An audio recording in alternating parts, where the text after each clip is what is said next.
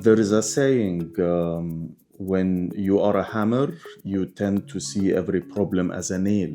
And I would extend this to if you're a military general, you tend to see every urban landscape, every city, every street as a battlefield.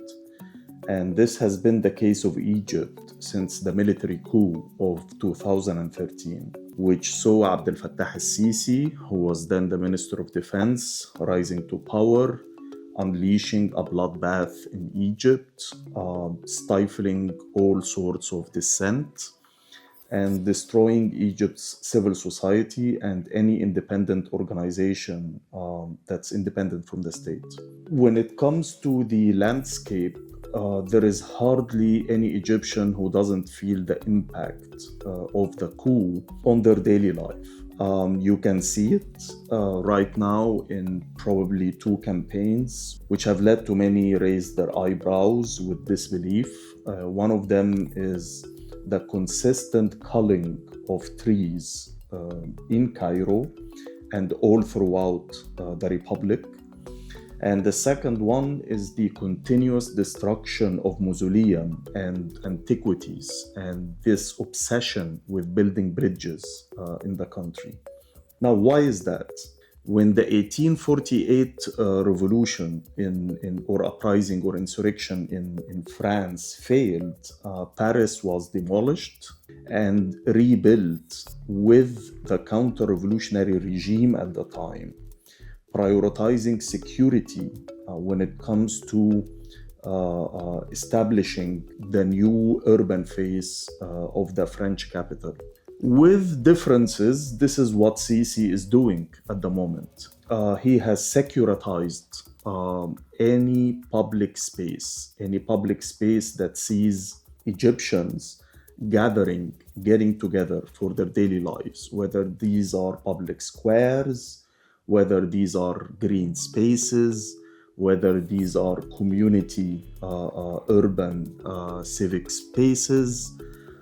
These are all places that are being dealt with as a battlefield or as a military camp that should be controlled, that should disperse the masses, not bring them together. And at the same time, it prioritizes surveillance with the eyes of the state gazing all throughout the capital. So it is in that regard and within this grand scheme of military domination that we have to understand why is Sisi at the moment embarking on this campaign to eradicate green spaces and this campaign to demolish the old Cairo, which holds so much of our culture and of our identity. These bridges that he is erecting everywhere, a big part of the rationale behind it is the swift deployment of troops and security forces to be able to control the urban centers as soon as possible if any insurrection or any social dissent or any popular unrest breaks out. These green spaces that he's getting rid of, basically he doesn't want Egyptians to have a space where they can gather and spend time together.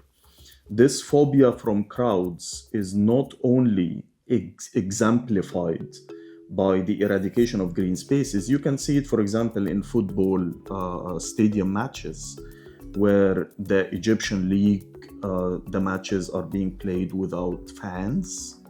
And when they allowed fans only recently to attend football matches, it is via a fan ID that they have to buy online from a company that is officially run by the General Intelligence Service or the Mukhabarat al-Amma.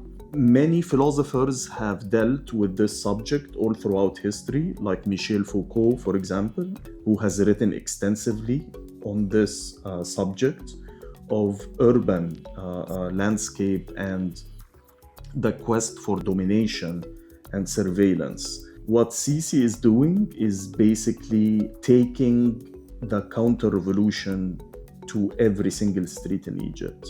Ironically, throughout the 2011 uprising, there was a very popular chant at the time, which is يسقط يسقط حكم العسكر مصر دولة مش معسكر. Down with military rule, Egypt is a state, not a military camp. Ironically, today, Sisi is literally turning the country into a military camp.